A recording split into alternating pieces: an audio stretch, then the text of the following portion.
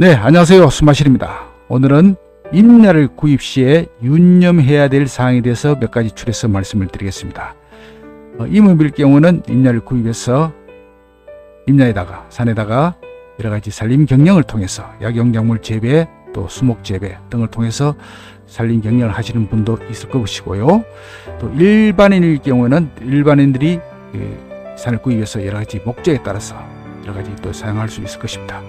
어쨌든 간에 두 사항 다 구입 시에 유념해야 될 사항이 있다 이렇게 말씀을 드리면서 그 사항에 대해서 말씀을 드리겠습니다. 자, 임야라는 것은 여러분도 잘 아시다시피 지목의 3몇 번지 이렇게 되어 있는 게 임야죠. 임야는 이제 토지의 주된 사용 목적을 구분한 28개의 지목 중 하나입니다. 그래서 산림 및 임야를 이루고 있는 수림지, 중림지, 암석지, 자갈땅, 모래땅, 습지, 황무지 등의 토지를 말하는 것이죠. 대지와 비교해서 땅값이 비교적 저렴하죠. 그렇지만 임야의 개발 및 활용에 제약이 많습니다. 그렇기 때문에 그러나 최근 임야를 개발해서 전원주택이나 일반일 경우에 신도시, 택지지구 등이 들어서기도 하기 때문에 임야 투자를 선호하는 투자자들이 많이 늘고 있습니다. 때문에 좋은 임야를 따져보는 사람들이 많이 늘고 있죠. 그래서 앞서 말씀드린 대로 이런 개발 목적과 그리고 산림 경영을 통해서 소득을 창출하는 분야, 이런 부분이 여러 분야가 있을 수 있습니다. 자, 개요는 산을 구입하는 목적은 다양하며 산의 용도 또한 다양합니다. 앞서 말씀드린 마찬가지로 장기적으로 개인의 수목원이나 약초단지를 조성하여 숲체험, 육사산업 진행, 과수원, 조성, 염소나 사슴 등 저소 등 동물 사육으로 비교적 산의 원형을 훼손하지 않고 활용하기도 하지만 깊은 산에는 암자나 기도원, 병원, 휴양관, 연수원 등을 지을 수도 있겠죠. 또 묘지나 낙골당을 지을 수도 있습니다.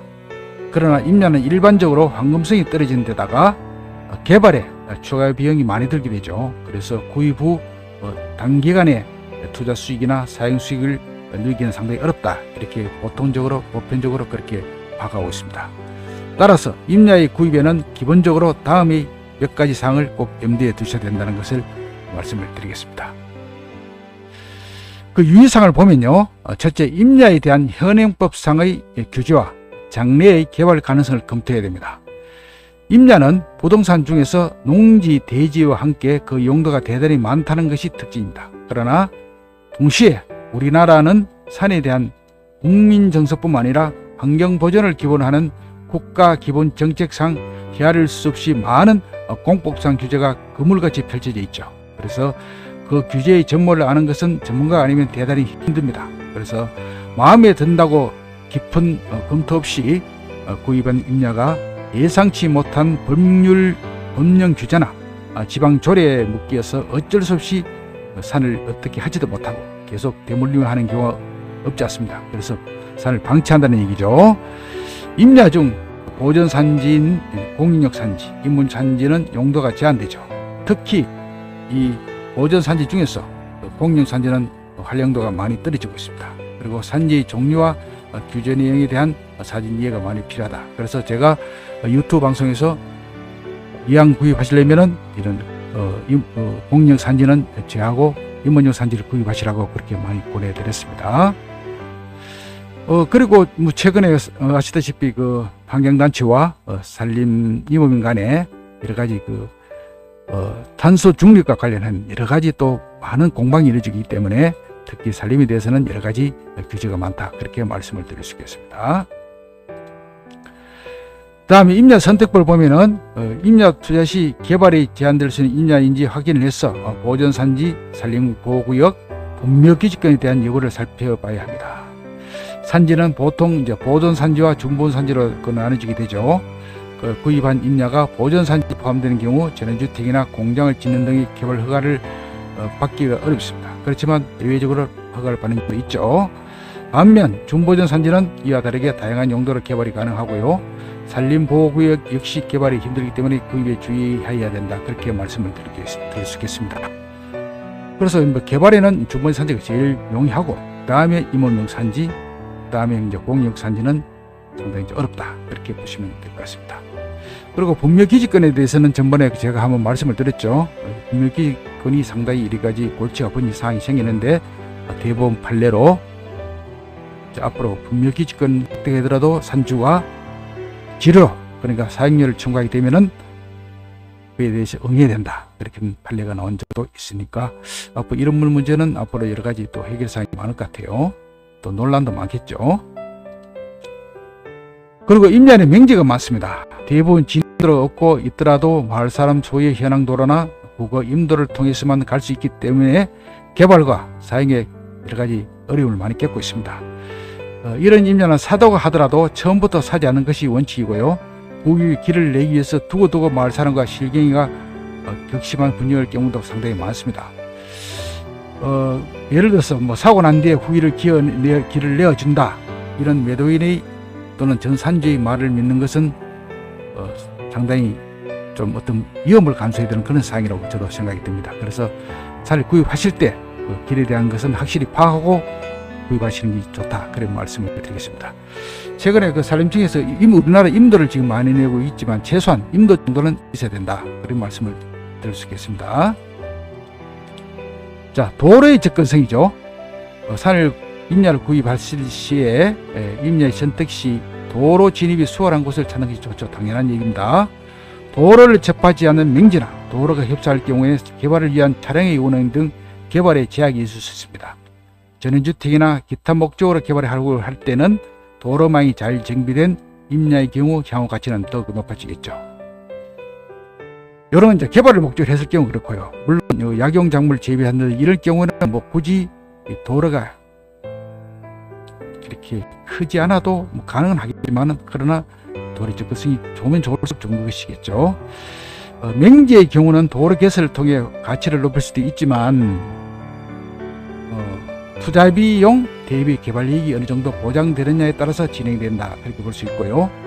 토지 매입비나 공사비를 합친 경매액이 개발 후 인근 시세와 차이가 없다면 굳이 맹지를 구입해서 개발할 필요 없다 그런 말씀을 드릴 수 있겠죠. 그래서 요거는 이제 개발 목적으로 했을 경우에 그렇고 보통 산림 경영을 하실 경우는 최소한의 비포장 도로라도 차가 진입할 경우는 역시 약용작물 재배 이런 경우는 가능하다 이렇게 볼 수 있겠습니다. 자, 그 다음에 임야는 매입 후 개발하는 추가 투자가 막대하게 소요됩니다. 그래서 임야는 평당 단가가 산 대신 평수가 많기 때문에 오히려 전체적으로 그 구입 면적이 만만치 않죠. 구입 금액이 만만치 않죠. 그래서 보통 산을 구입한다면은 몇만 평 이렇게 해서 많이 구입을 하십니다. 그렇기 때문에 단가를 따지면은 사지만 전체 금액은 굉장히 크다 이렇게 볼 수 있겠습니다. 그럼에도 불구하고 인허가 과정에서 경사도, 인목, 본수도 등으로 개발을 못하고 쓰지 못하는 부분이 많이 생기고 있죠. 또 간단한 전원주택지는 물론 덩치가 큰 산인 경우 도로 개설비, 안반 제거비, 벌채 벌멍비, 토목공사비, 기반시설비, 전기, 전화, 인입비 등이 만만치 않게 소요됩니다. 그리고 개발 부담금도 역시 따르게 됩니다. 이처럼 소규모 대지나 농지와 달리 임야 개발에는 인허가와 기초공사에 많은 돈이 들고요. 장기간에 또 소요되는 경우가 많습니다. 그래서 통행, 토사, 홍수, 소음, 먼지 등 민원사항도 자주 발생하기 때문에 공사 중단의 원인이 되기도 하죠. 따라서 임야는 구입에 앞서 개발비용, 공사기간 및 관련 비용을 등을 사전에 꼼꼼하게 따져보고 구입하는 것이 필요하다고 그렇게 볼 수 있겠습니다.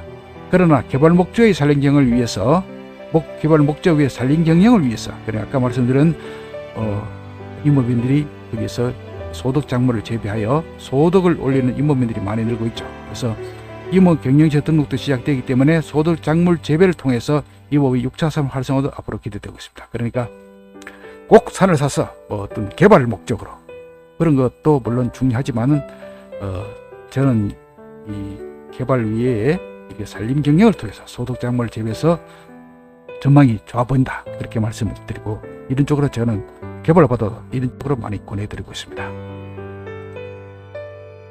자, 임야의 가치를 개발로 인한 가치가 아닌 임야 그 자체로도 수익을 창출하신지 여부에 파악에 투자를 하는 것도 중요합니다. 꼭 임야를 개발하기 위해는 앞서 말씀드린 마찬가지로 그때는 이제 수동갱신이라는 게 있습니다. 수동갱신 그러니까 제가 가지고 있는 이 산이 나무가 있긴 한데 그 나무가 아주 효용가치도 없고 그리고 뭐 키워봤자 별 앞으로 부가가치도 창출 안 된다 싶을 때는 이 나무를 전면 베어서 다른 나무로 교체하는 방법이 있습니다. 그래서 그게 수정갱신인데요.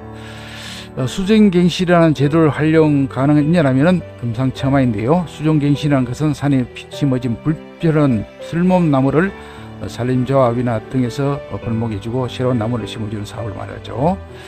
또 구매한 임야가 수정갱신 대상이라면 지자체의 보증을 받고 산림조합을 통해서 벌목이 가능하고 관상수나 유실수 등 돈 되는 나무를 심을 수 있습니다. 임야를 구입할 때 보통 배산 임수의 지역을 많이 활용을 하고 선호를 하죠. 그럼 만약 임야를 구매하여 전원주택을 조성하거나 그러한 목적으로 임야를 구매하는 분들은 제값받고 팔기 위해서 경사도가 완만한 배산 임수형을 많이 찾는 것이 좋습니다. 뒤로는 산이 있고 앞으로는 강이나 호수가 있으며 남향을 바라보는 입지 임야가 가치가 높겠죠. 물론 그런 좋은 임야를 찾는 것은 그렇게 쉬운 것은 아닙니다. 강이나 호수, 계곡도의 물이 너무 가까이 있으면 습도가 높고 안개가 자주 끼기도 하고요.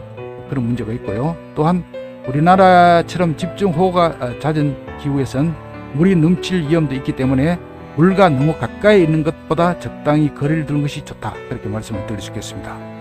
더불어 산을 등지는 경우에는 또 산사태 위험을 한번 이렇게 감안해 봐야 된다는 그런 문제도 생기게 되죠. 그래서 이 산을 고른다는 것은 상당히 보면 일반 땅을 고르는 것보다 상당히 어렵습니다. 이런저런 문제, 경사도, 그리고 물 관계, 그다음에 길 관계, 또 수목의 분포도 이런 것들 전부 다 따져야 되기 때문에 상당히 어려운 문제다 이렇게 생각이 들고요. 이런 부분에서는 전문가의 조언을 받는다든지 그런 것도 상당히 중요하다 그런 생각이 듭니다. 그 다음에 이제 경사도와 토질이죠. 임야를 선택할 때 이제 경사도의 토질은 아주 중요합니다. 토심도 중요하고요. 경사도가 너무 높으면 개발이 쉽지 않기 때문에 아무리 저렴해도 매입해서는 안 되고요. 현지 산지 관리법상 개발 가능한 임야는 경사도는 최대 25도로 되어 있습니다. 그래서 이걸 더 낮춘다는 말도 있어요. 스키장의 경우는 이제 35도까지 허용되지만 이 또한 법정 한도일 뿐이고요. 행정구역별로 지방자치단체 조례에 의해서 그 이상도 규제할 수 있도록 했기 때문에 임야 구입 전 지자체를 통해서 반드시 확인이 필요합니다. 이것이 굉장히 중요한데요. 그러니까 우리가 관련 법이 보면은 이제 국회에서 법률을 제정하고 대통령 시행령 있고 관련 부서에서 시행규칙을 제정하면서 또 하나 또 중요한 게 있죠. 지방자치단체 각 자치마다 조례가 있습니다. 그 조례가 상당히 중요합니다. 그래서 조례에 따라서 이 지역에서는 되고 저쪽 지역에는 안 된다. 이런 게 상당히 많습니다. 그런 것을 반드시 지방 조례는 반드시 파악하고 임야를 구입하는 것이 좋겠다. 그런 말씀을 드립니다. 토질도 중요하죠. 그래서 자갈과 안반이 적고 배수가 잘 되는 토질이 좋고요. 부서서 해결될 안반이면 다행이나 대형 안반인 경우는 개발이 중단될 수도 있고요. 여러 가지 약용작물 재배하는 데도 여러 가지 문제가 있겠죠. 자갈이 돌은 적은데 토질이 질고 단단하면 배수가 안 될 수 있으니 주의해야 됩니다. 그러니까 물이 안 빠지는 토질이 있습니다.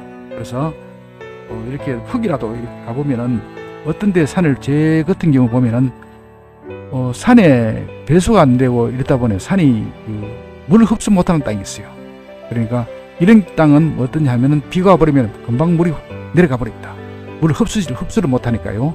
이런 땅은 나중에 가뭄에 굉장히 취약하다 이렇게 보실 수 있겠습니다. 그래서 반드시 이제 물을 내렸을 때, 비 내릴 때도 한번 가서 현장에서 직접 이 땅이 물을 흡수하고 있는지 그냥 흘러버리는지 이런 것도 한번 체크하는 것도 좋겠다는 것이 제 경험입니다. 네, 지금까지 산림을 임야를 구입했을 때에 체크해야 될 사항 그리고 신경될 사항에 대해서 몇 가지를 말씀드렸습니다. 그래서 최근에 또 산림 분야에 관심이 상당히 높기 때문에 산림을 구입하신 임업인이라든지 또 일반이든지 이런 사항을 잘 체크해서 산림을 구입하시면 실패할 확률이 적다. 이런 차원에서 오늘 숨마실에서 방송을 해드렸습니다.